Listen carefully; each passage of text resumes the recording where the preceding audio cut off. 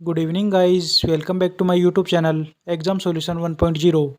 नमस्कार दोस्तों, मैं विजेंद्र स्वामी एक बार फिर आप सभी का इस यूट्यूब परिवार में हार्दिक स्वागत अभिनंदन करता हूं। दोस्तों, आज हम DSSB assistant teacher primary PRT 42/21 के final result, final cut off, waiting का result, waiting cut off and further joining तक के कंप्लीट प्रोसेस के बारे में चर्चा करेंगे। दोस्तों, जैसा कि आप सबको पता है, 47/21 का ईडोजेर का रिजल्ट डिक्लेयर किया जा चुका है। जिन भी कैंडिडेट का PRT 47/21 में सिलेक्शन हुआ है, उन सभी कैंडिडेट को बहुत अधिक बधाइयाँ और शुभकामनाएं। हालांकि दोस्तों, 47/21 में अधिक कट ऑफ रही है। दोस्तों, जनरल कैटेगरी की 157 मार्क्स कट ऑफ रही है, जो कि दोस्तों अनएक्सपेक्टेड कट ऑफ रही है। दोस्तों, 200 में से 157 मार्क्स जनरल कैटेगरी के 2 गुना कैंडिडेट की कट ऑफ रही है। हालांकि दोस्तों, इसका फाइनल रिजल्ट 31 अगस्त 2022 को DSSB कैलेंडर के अकॉर्डिंग जारी कर दिया जाएगा। दोस्तों, इसमें ईडोजेर फिलअप करने के लिए 15 डेज़ का टाइमलाइन दिया गया है। दोस्तों, इससे संबंधित वीडियो अपने चैनल पर प्रोवाइड करवा दिया गया है, जिसे आप देखकर ईडोजेर से संबंधित डॉक्यूमेंट्स ऑनलाइन रूप से स्कैन कर सकते हैं। दोस्तों, 47/21 का फाइनल रिजल्ट 31 अगस्त 2022 को देखने को मिलेगा, जिसमें दोस्तों general category, OBC category, EWS, SC ST प्रत्येक कैटेगरी में दोस्तों 3 से 4 मार्क्स की बढ़ोतरी संभव है। दोस्तों, जनरल कैटेगरी में 160 प्लस जिन भी कैंडिडेट का स्कोर है, उन सभी का फाइनल सिलेक्शन हो जाएगा। क्योंकि दोस्तों, PRT में कुछ कैंडिडेट 47/21 में ज्वाइन करेंगे और कुछ कैंडिडेट 42/21 में DOE डिपार्टमेंट में ज्वाइन करेंगे। दोस्तों, 47/21 के ईडोजेर कट ऑफ के बाद अब 42/21 के रिजल्ट का इंतजार है। दोस्तों, 42/21 का रिजल्ट 2-3 दिन में निश्चित रूप से डिक्लेयर कर दिया जाएगा। दोस्तों, 42/21 का रिजल्ट भी इसी वीक जारी होने की प्रबल संभावना है। दोस्तों, 47/21 में NDMC डिपार्टमेंट में 35,411 कैंडिडेट एग्जाम में अपेयर्ड हुए और दोस्तों इसकी टोटल पोस्ट 120 थी। तो दोस्तों, पोस्ट के मुकाबले अधिक संख्या में कैंडिडेट अपेयर्ड रहे। दोस्तों, 42/21 में 60,489 कैंडिडेट एग्जाम में अपेयर्ड रहे। दोस्तों, इसकी पोस्ट अधिक हैं तो एग्जाम में अपेयर्ड कैंडिडेट की संख्या भी लगभग 2 गुनी के बराबर है। दोस्तों, 434 पोस्ट के लिए 60,489 कैंडिडेट एग्जाम में पार्टिसिपेट किए। दोस्तों, PRT का शेड्यूल इस प्रकार है। PRT का एग्ज़ाम 7 मार्च, 16 मार्च, 20 मार्च, 23, 24, 25, 26, 27, 29 और 30 मार्च 2022 को कंडक्ट करवाया गया। दोस्तों, DSSB कैलेंडर के अकॉर्डिंग इसका फाइनल रिजल्ट की टेंटेटिव डेट 31 अगस्त 2022 मेंशन की गई है। हो सकता है दोस्तों 47/21 का फाइनल रिजल्ट 31 अगस्त 2022 को देखने को मिले, लेकिन दोस्तों 42/21 के रिजल्ट में देरी होना स्वाभाविक है, क्योंकि दोस्तों 20 का ईडोजेर की कट ऑफ ही जारी नहीं की गई। और दोस्तों, ईडोजेर कट ऑफ जारी होने के बाद 15 डेज़ में इन कैंडिडेट से OARS मॉड्यूल पर डॉक्यूमेंट स्कैन करवाए जाएंगे। तो दोस्तों, 42/21 का फाइनल रिजल्ट 5 सितंबर तक डिक्लेयर होगा। दोस्तों, इसमें 5 से 7 दिन की देरी संभव है। दोस्तों, 47/21 और 42/21 दोनों में टोटल 434 प्लस 120 पोस्ट पर एडवर्टाइजमेंट जारी किया गया था। दोस्तों, 42/21 की कट ऑफ का एनालिसिस करते हैं। दोस्तों, इसमें सेकंड पेपर 2 पेपर हुए, जिसमें फर्स्ट पेपर जनरल अवेयरनेस का, रीजनिंग, अरिथमेटिक, हिंदी, इंग्लिश प्रत्येक पार्ट से दोस्तों 20-20 क्वेश्चन एग्जाम में पूछे गए। दोस्तों, फर्स्ट पेपर टोटल 100 मार्क्स का रहा, जिनमें से जनरल कैटेगरी के कैंडिडेट के लिए 40% मार्क्स इन ईच पेपर लाना आवश्यक था। दोस्तों, इसका सेकंड पेपर PRT सब्जेक्ट, जिसमें DLED BLED से संबंधित 100 क्वेश्चन पूछे गए। दोस्तों, ये पेपर भी 100 मार्क्स का था। टोटल दोस्तों 200 मार्क्स का एग्ज़ाम कंडक्ट करवाया गया, जिसमें दोस्तों 1/4 नेगेटिव मार्किंग रखी गई। दोस्तों, 47/21 की हाई कट ऑफ रही है, तो दोस्तों 42/21 की कट ऑफ भी हाई ही रहेगी। दोस्तों, 47/21 में टोटल 120 पोस्ट थी, जबकि 42/21 में 434 पोस्ट पर एडवर्टाइजमेंट जारी किया गया। इन 434 पोस्ट में जनरल कैटेगरी की 313 पोस्ट, EWS कैटेगरी की 38 पोस्ट, OBC कैटेगरी की 6 पोस्ट, SC कैटेगरी की 44 पोस्ट, ST कैटेगरी की 33 पोस्ट और दोस्तों PWD कैटेगरी की 18 पोस्ट पर एडवर्टाइजमेंट जारी किया गया। दोस्तों, यहाँ पर जो PWD कैटेगरी की 18 सीट्स हैं, वो general, OBC, EWS, SC ST इन्हीं सीट्स में से काटी गई हैं। दोस्तों, ये कोई एक्स्ट्रा सीट्स नहीं है, क्योंकि PWD हॉरिजॉन्टल रिजर्वेशन में काउंट किया जाता है।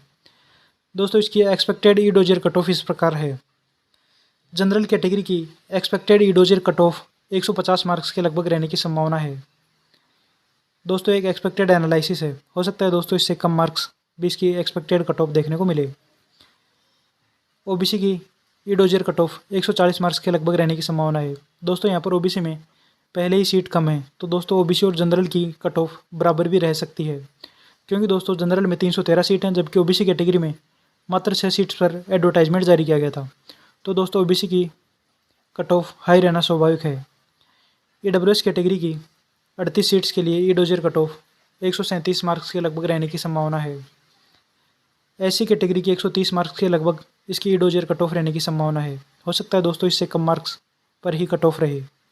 एसटी कैटेगरी की 33 सीट्स के लिए ईडोजियर कट ऑफ 120 मार्क्स के लगभग रहेगी। और दोस्तों पीडब्ल्यूडी कैटेगरी में भी 70 से 75 मार्क्स इसकी ईडोजियर कट ऑफ देखने को मिल सकती है। दोस्तों एक एक्सपेक्टेड एनालिसिस है। अगर दोस्तों ईडोजियर कट ऑफ यही रहती है तो दोस्तों इसमें 4 से 5 मार्क्स की ओर बढ़ोतरी कर लेना, यही दोस्तों इसकी फाइनल कट ऑफ देखने को मिलेगी।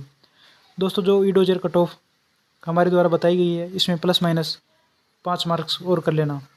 दोस्तों इसी के अराउंड इसकी ईडोजियर कट ऑफ रहने की संभावना है। दोस्तों ईडोजियर कट ऑफ जारी करने के बाद कैंडिडेट से ऑनलाइन रूप से डॉक्यूमेंट का वेरिफिकेशन होगा, जिसमें दोस्तों DSSB.online.nic.in वेबसाइट के OARS मॉड्यूल पर कैंडिडेट से डॉक्यूमेंट स्कैन करवाए जाएंगे। दोस्तों DSSB द्वारा मिनिमम क्वालिफाइंग क्राइटेरिया भी डिसाइड किया गया है, जो इस प्रकार है। जनरल कैटेगरी के कैंडिडेट के लिए 40% मार्क्स इन ईच पेपर लाना आवश्यक है। दोस्तों प्रत्येक पोस्ट कोड के लिए यह शर्त एलिजिबल है। अगर जनरल कैटेगरी का स्टूडेंट है तो 100 में से 40 मार्क्स लाना आवश्यक है। इससे कम मार्क्स वाले कैंडिडेट को क्वालिफाई ही नहीं किया जाता। इसी प्रकार दोस्तों ओबीसी कैटेगरी का कैंडिडेट 5% रिलैक्सेशन दिया गया है। ओबीसी कैटेगरी कैंडिडेट को 35% मार्क्स इन ईच पेपर लाना आवश्यक है। इससे कम मार्क्स वाले ओबीसी कैंडिडेट को क्वालिफाई ही नहीं किया जाता। हालांकि दोस्तों ओबीसी ओनली दिल्ली वाले ही वैलिड हैं। अदर स्टेट के ओबीसी कैंडिडेट को जनरल कैटेगरी में काउंट कर लिया जाता है, उन्हें आरक्षण का लाभ नहीं दिया जाता है। SC ST और PWD कैटेगरी के कैंडिडेट के लिए 10% का रिलैक्सेशन दिया गया है। दोस्तों इन कैंडिडेट को 30% मार्क्स इन ईच पेपर लाना आवश्यक है। SC ST और PWD कैटेगरी कैंडिडेट के लिए 100 में से 30 मार्क्स लाना आवश्यक है। इससे कम मार्क्स वाले कैंडिडेट को क्वालिफाई ही नहीं किया जाता। जैसे दोस्तों 100 मार्क्स का पेपर है तो 100 में से 30 मार्क्स लाना आवश्यक है। दोस्तों यहाँ पेपर 200 मार्क्स का था तो 60 मार्क्स से कम वाले कैंडिडेट को क्वालिफाई ही नहीं किया जाता। हालांकि दोस्तों इसकी कट ऑफ अधिक रहेगी। दोस्तों यहाँ पर SC ST और PWD कैटेगरी के जो भी कैंडिडेट हैं, चाहे स्टेट का हो चाहे सेंट्रल का हो, सभी वैलिड हैं। दोस्तों इन्हें रिजर्वेशन का लाभ दिया जाएगा। EWS कैटेगरी के कैंडिडेट के लिए भी 40% मार्क्स इन ईच पेपर लाना आवश्यक है। दोस्तों EWS और जनरल कैटेगरी का सेम क्राइटेरिया DSSB द्वारा डिसाइड किया गया है। दोस्तों EWS स्टेट और सेंट्रल दोनों का वैलिड है। हालांकि दोस्तों इनके document before cut off date होने आवश्यक हैं। जब दोस्तों इनसे डॉक्यूमेंट ऑनलाइन रूप से स्कैन करवाए जाएंगे तो दोस्तों इसके ऑनलाइन एप्लीकेशन फॉर्म फिलअप करने की लास्ट डेट से पहले के ये सभी डॉक्यूमेंट होने आवश्यक हैं। दोस्तों ऑनलाइन एप्लीकेशन फॉर्म फिल करने की लास्ट डेट से के बाद के डॉक्यूमेंट को वैलिड नहीं किया जाएगा।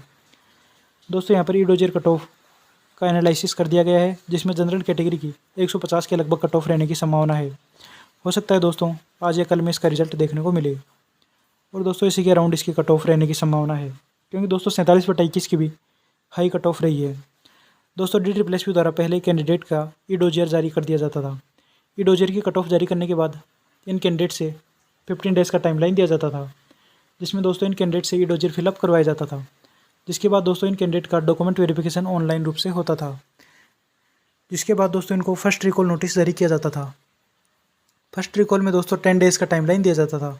अगर दोस्तों 10 डेज़ में भी कैंडिडेट अपनी डॉक्यूमेंट डेफिशिएंसी कंप्लीट नहीं कर पाता है तो दोस्तों उस कैंडिडेट को सेकंड रिकॉल नोटिस जारी कर दिया जाता था। सेकंड रिकॉल में दोस्तों 5 डेज़ का टाइमलाइन दिया जाता था। अगर दोस्तों इन 5 डेज़ में भी कैंडिडेट अपने डॉक्यूमेंट डेफिशिएंसी पूरी नहीं कर पाता तो दोस्तों उनका रिजेक्शन होना तय था। दोस्तों कैंडिडेट को 2 चांस दिए जाते थे, जिसके बाद दोस्तों इन कैंडिडेट का फाइनल रिजेक्शन और फाइनल रिजल्ट दोनों एक साथ तैयार कर दिए जाते थे। दोस्तों फाइनल रिजल्ट के साथ ही कैंडिडेट की मेरिट लिस्ट भी जारी कर दी जाती थी। Merit list plus waiting list दोनों कैंडिडेट की डिक्लेयर कर दी जाती थी। लेकिन दोस्तों DSSB के रूल चेंज होने के कारण अब DOE द्वारा यह कार्य किया जाएगा। अब दोस्तों जब इनका ईडोजियर का कट ऑफ देखने को मिलेगा, इसके बाद दोस्तों इनका डायरेक्ट फाइनल रिजल्ट देखने को मिलेगा। अब दोस्तों इन कैंडिडेट के फर्स्ट रिकॉल नोटिस और सेकंड रिकॉल नोटिस जारी नहीं किए जाएंगे। हालांकि दोस्तों जिन कैंडिडेट के डॉक्यूमेंट में डेफिशिएंसी होगी उनको दूर करने के लिए DOE द्वारा 15 डेज़ का टाइमलाइन दिया जाएगा। अगर दोस्तों 15 डेज़ में भी कैंडिडेट अपने डॉक्यूमेंट सबमिट नहीं करा पाता है तो दोस्तों उसको सेकेंड अपॉर्चुनिटी 5 डेज़ के टाइमलाइन की दी जाएगी। अगर दोस्तों दोनों टाइमलाइन में कैंडिडेट अपने डॉक्यूमेंट की एफिशिएंसी पूरी नहीं कर पाता है तो कैंडिडेट का रिजेक्शन होना तय है। दोस्तों DOE द्वारा यह प्रोसेस किया जाएगा। दोस्तों अभी सामूहिक रूप से त्यागराज स्पोर्ट्स कॉम्प्लेक्स में डॉक्यूमेंट वेरिफिकेशन का कार्य जारी है। दोस्तों हो सकता है आने वाले दिनों में PRT के कैंडिडेट के भी डॉक्यूमेंट वेरिफिकेशन ग्रुप में देखने को मिले। दोस्तों सभी कैंडिडेट के ग्रुप में डॉक्यूमेंट वेरिफिकेशन देखने को मिलेंगे। दोस्तों यहाँ पर इसकी ईडोजियर कट ऑफ के बाद डायरेक्ट फाइनल कट ऑफ 31 अगस्त 2022 को देखने को मिलेगी। हालांकि दोस्तों मेरे अकॉर्डिंग 5 सितंबर से 10 सितंबर तक इसका फाइनल रिजल्ट देखने को मिलेगा, क्योंकि दोस्तों ईडोजियर की कट ऑफ जारी करने के बाद 15 डेज़ का टाइमलाइन ईडोजियर फिलअप करने के लिए दिया जाएगा। इस कारण दोस्तों 5 सितंबर तक इसका फाइनल रिजल्ट 42/21 का देखने को मिल सकता है। दोस्तों वेटिंग लिस्ट भी 5 सितंबर के आसपास जारी कर दी जाएगी, जिसमें दोस्तों 20% सीट पर वेटिंग लिस्ट जारी होगी। DSSS रूल के according waiting list with in 1 year में क्लियर होगी। दोस्तों 1 ईयर में वेटिंग लिस्ट ऑल क्लियर होने की संभावनाएं रहती हैं। दोस्तों वेटिंग लिस्ट भी 20% सीट्स पर निकाली जाएंगी। 434 सीट्स का 20% के हिसाब से वेटिंग लिस्ट जारी होगी। दोस्तों यहाँ पर जनरल कैटेगरी की 313 सीट्स का 20% के हिसाब से 63 सीट पर वेटिंग लिस्ट निकाली जाएगी। इसी प्रकार दोस्तों EWS कैटेगरी की 38 सीट का 20% के हिसाब से 8 सीट पर वेटिंग लिस्ट जारी होगी। OBC कैटेगरी की भी 2 सीट पर, SC कैटेगरी की 9 सीट और दोस्तों ST कैटेगरी की 7 सीट और PWD कैटेगरी की 4 सीट्स पर वेटिंग लिस्ट जारी होगी। दोस्तों यहाँ पर वेटिंग में भी कैंडिडेट के सिलेक्शन की संभावनाएं रहेंगी। दोस्तों वेटिंग की जो कट ऑफ रहेगी वो मेन कट ऑफ से 2 से 3 मार्क्स कम कर लेना, यही दोस्तों इसकी वेटिंग की कट ऑफ रहने की संभावना है। दोस्तों कैंडिडेट के डॉक्यूमेंट वेरिफिकेशन का कार्य अब DOE द्वारा किया जाएगा। डिपार्टमेंट ऑफ एजुकेशन द्वारा इन कैंडिडेट के डॉक्यूमेंट वेरिफिकेशन सामूहिक रूप से Thyagraj sports complex new Delhi में कंडक्ट करवाए जाएंगे, जिसके लिए दोस्तों टीचर्स की टीम तैयार की गई है। लगभग 350 से 400 टीचर्स द्वारा कैंडिडेट के डॉक्यूमेंट वेरिफिकेशन सामूहिक रूप से करवाए जा रहे हैं। दोस्तों यहाँ पर जिन कैंडिडेट के DV करवाए जा रहे हैं उन्हें DV के साथ ही मेडिकल लेटर भी जारी किए जा रहे हैं। दोस्तों मेडिकल लेटर संबंधित हॉस्पिटल में इन कैंडिडेट का मेडिकल वेरिफिकेशन होगा। दोस्तों मेडिकल में अगर कोई कैंडिडेट अनफिट रहता है तो दोस्तों उसे 1 मंथ का टाइमलाइन दिया जाता है। दोस्तों अगर 1 मंथ में भी कैंडिडेट के अनफिट फुलफिल नहीं रह पाता है तो दोस्तों उसका रिजेक्शन होना तय है। दोस्तों हालांकि मेडिकल में कम ही कैंडिडेट का रिजेक्शन होता है। दोस्तों मेडिकल में अगर कोई कैंडिडेट किसी गंभीर बीमारी से ग्रसित है तब तो दोस्तों उसका रिजेक्शन होना तय है। इसके अलावा दोस्तों लगभग सभी कैंडिडेट का मेडिकल फिट रहता है। दोस्तों मेडिकल फिटनेस के बाद कैंडिडेट को फाइनल ज्वाइनिंग का प्रोसेस रहता है, जिसमें दोस्तों कैंडिडेट से एक स्कूल फिलअप करवाया जाता है, या तो दोस्तों उसको वही स्कूल अलॉट कर दिया जाता है या दोस्तों उसी एरिया से संबंधित स्कूल कैंडिडेट को अलॉट कर दिया जाता है। दोस्तों स्कूल अलॉटेशन में कोई देरी नहीं होगी, क्योंकि दोस्तों ये प्रोसेस जल्दी स्टार्ट हो रहा है। दोस्तों DOE का कार्य सामूहिक रूप से हो रहा है, जिसके कारण जल्दी ही आपको ज्वाइनिंग देखने को मिल जाएगी। दोस्तों स्कूल अलॉट होने के बाद स्कूल कमेटी द्वारा भी कैंडिडेट के डॉक्यूमेंट की जांच की जाएगी, जिसमें दोस्तों सभी कैंडिडेट अपने डॉक्यूमेंट और फोटोकॉपी लेकर जाना है। दोस्तों DOE द्वारा जब डॉक्यूमेंट वेरिफिकेशन किया जाएगा तो उसके लिए अटेस्टेशन फॉर्म, एक्सेप्टेंस फॉर्म और दोस्तों जो भी डॉक्यूमेंट आपने EDOJR के टाइम फिलअप किए थे उन सभी डॉक्यूमेंट्स के 2 सेट लेकर जाने हैं। दोस्तों इनके अलावा पासपोर्ट साइज़ फ़ोटो, 5x7 की फ़ोटो, ये सभी डॉक्यूमेंट वहाँ फिजिकल रूप से उपलब्ध करवाने हैं।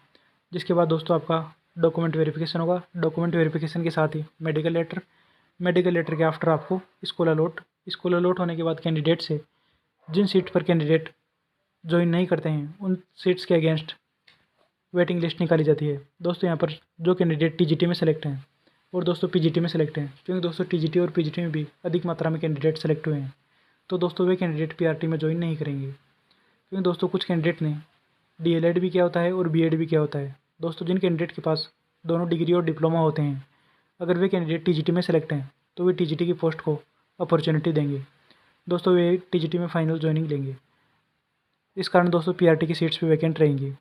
और दोस्तों कुछ कैंडिडेट NVS, KVS और अदर स्टेट की टीचिंग जॉब में सिलेक्टेड हैं, वे कैंडिडेट यहाँ ज्वाइन नहीं करते हैं तो दोस्तों यहाँ की सीट भी वैकेंट रहेंगी। इस कारण दोस्तों असिस्टेंट टीचर प्राइमरी PRT की लगभग वेटिंग क्लियर हो जाएगी। दोस्तों मेरे अकॉर्डिंग इसकी वेटिंग 100% क्लियर होने की संभावना है। Thank you guys. वीडियो अच्छी लगी वीडियो को लाइक करें, चैनल को सब्सक्राइब करें, अधिक से अधिक दोस्तों तक इस वीडियो को शेयर करें। Thank you.